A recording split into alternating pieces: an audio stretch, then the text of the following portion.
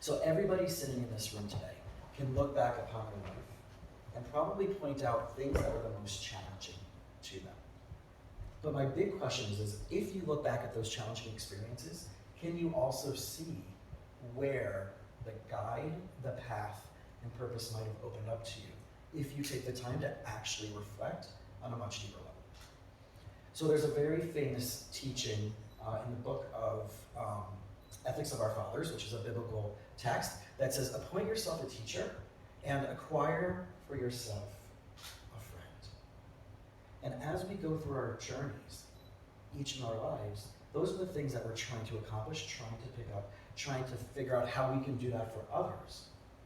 But a lot of times people get stuck in their own story, and they create a narrative where they're more in a place of negativity, they're a place of limitation, a place of lack, than they are in a place of expansive, wow, look what turned out for me. So my own story started off growing up in South Florida, but I remember in 10th grade, I switched from public school to private school. And I was asked to join this medical magnet program that was in Liberty City, Florida, which wasn't known for people who look like me. In fact, it was one of the top football high school programs in the country, and many professional NFL players came out of that school. So, I thought that was gonna be pretty cool. So I ended up going. And within a month, hanging out after school and waiting for the bus, and all of a sudden this guy comes to me and goes, hey, you wanna buy a gun? And I thought it was one of my boys that I became friends with. And I'm like, I'm good. And the next thing I know, I have this thing at the side of my head. Guy makes another comment and says, well, what happens if someone comes up to you and then puts a gun to your head? Starts laughing, takes it away, walks off. I'm trying to process this. Nothing major hit me at that moment. Go home, a day or two later, I think it was either a Thursday or Friday, I'm then playing tennis with a friend over the weekend. And literally in the middle of the match, I just collapse on the court. Like, oh my God, I had a gun put to my head. 3 days later, I switched to a private school, Jewish private school in South Florida, and I had to recreate this whole identity, this whole community, this whole new circle, this whole new, I thought I was going this direction, now I'm over here. And as that time evolved with those first weeks, I'm like, wait, I don't think that was a gun. And was that one of the guys on my bus? And it turns out that what I realized after a week or two, it was actually a broken off umbrella handle that he did and he put up against me. So right there in that moment, I realized how our negativity, how our fight or flight response can start creating a story that keeps us stuck. So around that time, there was a lot of things going on in my life. My parents were going through a divorce. It was, the entire community was involved. Lots of fighting. Much later, as I'm sitting with a client in my therapy office and they're retelling that story, that's my story. I didn't know that I grew up around domestic violence because, that doesn't happen to people who come from a certain background in a certain community. And it hit me like, wow, there's been all these things that my journey has had that I could have been stuck in a specific story and have told that over and over again and been a victim to that. So at this school, I met a new group of friends. And in my 11th grade year, all of a sudden, I get invited by the two cool kids in my class. One was my class, one was your. Like, we're going surfing tomorrow. Awesome. Stay home from school, we'll call you in the morning, one lived around the corner for me, we'll pick you up. Okay? Somehow found a way to skip school. I don't know how my parents let me do that, but at that time I was always kind of missing school. I think I missed school on average at least 5 or 6 times a month due to all the stress that I was going through. And I'm waiting for the call. And I'm waiting for the call. And I'm waiting for the call. Nothing. Call them, no answer, nothing. 2 o'clock or so comes by, and I get a call. But it's not one of the two guys that were cousins. It was another friend of ours who said, turn on the news. And at that moment I turned on the news, it said, high school boy dies drowning while surfing in Holliver Beach. No. So my mind goes a million miles ahead. One, the trauma of it, and I start calling all my other friends, and right, we end up meeting up at a friend's house, and we're all there, and the next couple of weeks were just chaos. Right, we're 10th grade. Who has a friend die in 10th grade, much less like in a crazy traumatic accident like that? And I'm thinking more and more, why didn't they call me? Why did that happen? What would have happened if they did call me, they did pick me up, would that have been me? I never went surfing before. That's one of the reasons why I was so excited. They're going to teach me how to surf. And this experience happened, and I started questioning a lot. What's this purpose? Where do I fit in? Why am I here? How did I get from this school to this school? And then it evolved more as I was going through this. I was really involved in my high school youth group, and again, the same stuff going on at home around that time. And I couldn't afford to attend all these events. And out of the blue, the relationship that I had with the person who was running the program, the youth director, Joel, it's like, we got you. Just show up and we'll take care of you. Just participate in however you can participate, and we got you. And that person became a lifelong mentor to me. And through that time, about a year later, when Morris died was November 15th, 1994.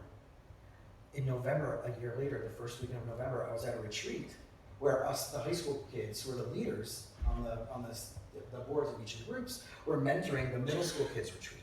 And we had our own staff meeting. And that was the weekend that Yitzhak Rabin, the Israeli prime minister, was assassinated. So they pulled us all together and shared this with us. How are we supposed to navigate this? This is a Jewish youth group. How are we going to tell the kids? This is a big thing in our culture and our history. And one of the youth directors from a different synagogue pulls me aside and goes, hey, I know what you're going through in school. I know what's going on in your life. I think you should maybe go and spend a year or two in Israel. Forget this college thing for a little bit. You can defer. But go figure out what's going on in your world. What's your identity? And one of the crazy things was, like, I was an awful student. Barely graduated with a 1.8 GPA. When I was younger, I would not do a presentation. I'd rather get the F than actually standing in front of people and doing what I'm doing now. Literally, sweating, shaking, get an F, happy to do that, all the way from middle school and high school. But once I got this identity of being a board member, all of a sudden all this stuff started to change. I started having influence. People started seeing my worth. They started seeing what was inside of me that I couldn't see because of all the trauma and drama. So I applied to this program, this year course program, and they were so excited because I was a leader in this community that they even gave me scholarship plus spending money to pay for this entire program in 1996. And then the news came. I was rejected. I wasn't good enough because my GPA was that 1.8 GPA. So now what do I do? I'm thinking, got waitlisted from University of Central Florida, and back then that was a really bad thing because back then everybody got into University of Central Florida.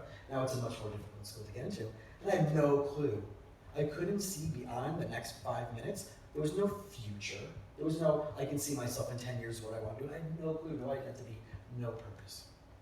So during that senior year, our class president and I and a few other people were planning our fundraiser to pay for our end of the year party, and we brought in these two musicians that were making waves in the music scene that were through the Jewish community that later became top 10 Billboard chart artists known as Evan and Jaron from Atlanta, Georgia.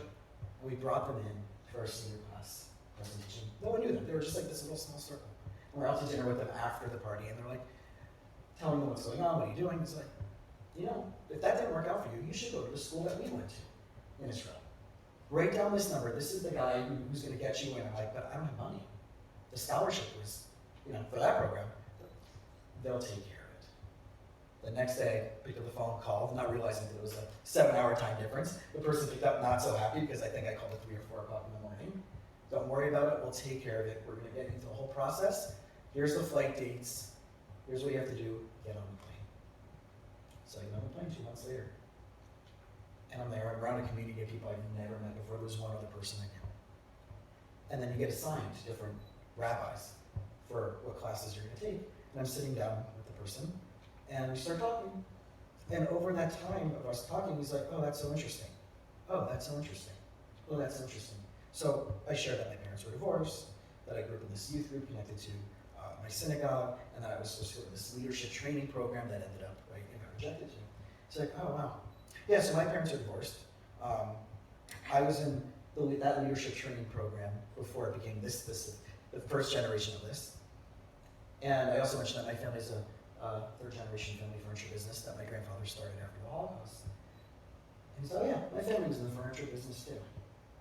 So here I am, having gone through all these traumas and tribulations. This got pulled away from me. This friend got lost. This youth director who said, you should go and do this.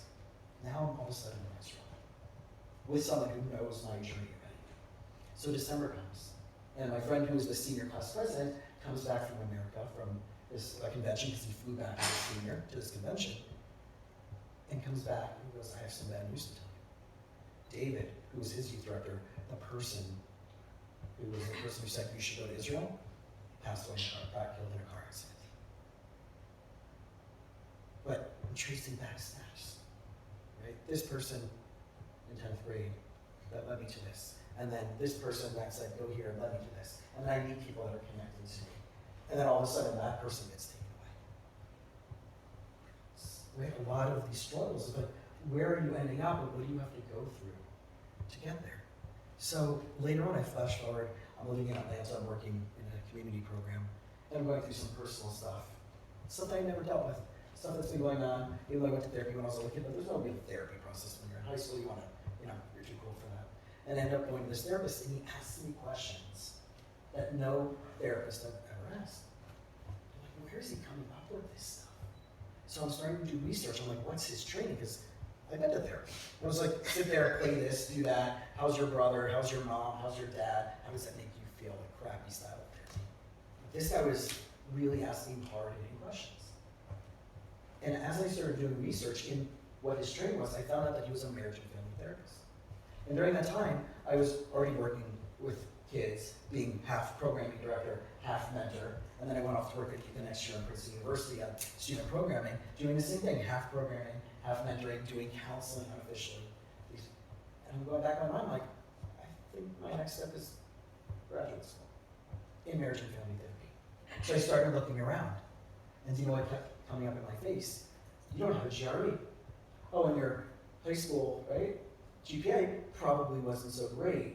And if I took the GRE, I was an awful test taker, going back to my 1.8 GPA, I would probably fail. How am I going to get into graduate school?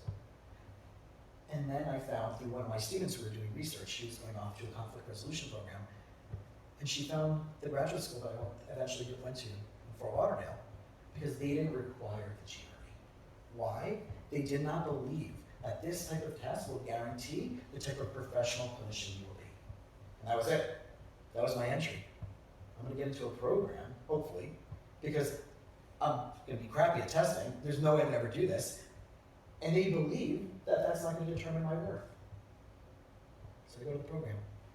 Third semester or so, this professor walks in as the guest professor, and she scared the crap out of me. She was larger than life, very in your face. And I'm like, oh my God, I don't know who she is. I'm scared crapless, but I'm going to take every single class that she's taking. And I did. For the next year and a half, every class she took, I took the best experience. But that first initial judgment of, holy crap, you scare me, back then would have been like, oh, I'll stay away from that.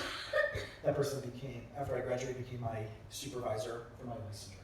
And when I became a supervisor of other therapists who were becoming licensed, she did my supervision on my supervision. And still today is a mentor that we meet every few months for lunch.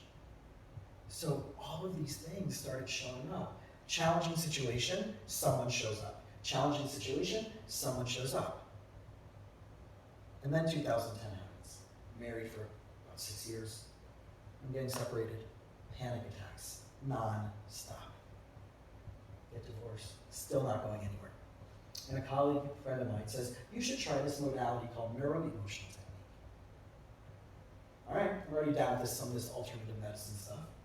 And I went, and within 3 sessions, my anxiety and panic attacks went away. A month later, there happened to be a training in Orlando, and I was there. Now, multiple years later, this has become the main treatment modality, now as a therapist, using integrative and alternative medicine modalities to help other people going through their negative self-sabotaging journeys and stories. But again, going through anxiety, a challenging time, and then all of a sudden someone showed up and said, you should try this. So there's this like growing theme of when challenges show up, who are you willing to let in and willing to hear? So now I'm practicing, I'm doing this NET thing, I'm at a conference, about 2017, and this chiropractor friend of mine there goes, you should come with me to this conference in Dallas. Like, that sounds great, what is it? It's for entrepreneurs. Oh, I'm not an entrepreneur. I ran away from my family's third generation business. I'm a therapist, I'm a healer.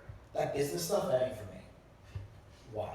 I grew up in South Florida, and I saw money equating to not being a good person, and to buying fancy things and showing off, but not using it to leverage, at least amongst my peers and the community that Not realizing that much later on, the people who helped support me and give me all these scholarships were some of those people. But the judgment I had was business and entrepreneurship is about selfishness, ego. So for 2 years he asked me, and I finally went. It was a big investment. I didn't have the money. My practice was kind of stagnant. I was not leaving my office till 10 o'clock at night, washing the doorknobs, sweeping the floor, taking out my own trash. Oh, and seeing 20 to 30 to 40 clients a week, and scheduling and billing, doing everything. Superman syndrome. And I go. And day one, Rick Zapio, the person who runs this program, who created this program called Business Finishing School, says, you are an entrepreneur if you decide that you have specific certain values, and that every day when you have a decision to make, you look at that lens of those values and you say yes or no to that. And if you do that over and over again through your list of core values, you're an entrepreneur. So if you're a mom and you decide that you want to raise your children a certain way, and you have values that you make decisions based on, you're an entrepreneur. And if you're a person who has decided that emotions and mental health wellness for a specific community, and how to do that and take that into people's lives is something that you want to wake up every day and do, that makes you entrepreneurial. If you want to connect to people, if you want to bring vulnerability and you want to bring community and healing, you're an entrepreneur. If you get out of your own way and show up and stand in front of a crowd and present yourself to the world, you're being an entrepreneur. Woo! But I didn't know any of this stuff.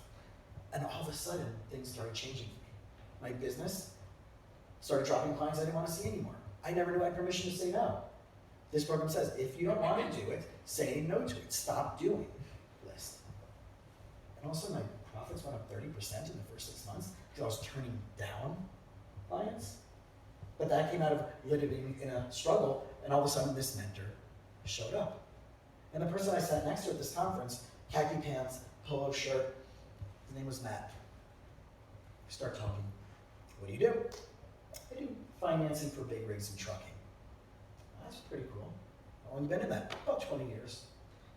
Talking, connecting. Turns out when we signed up for the program, they put us into an accountability group. So we got to be in the same accountability group.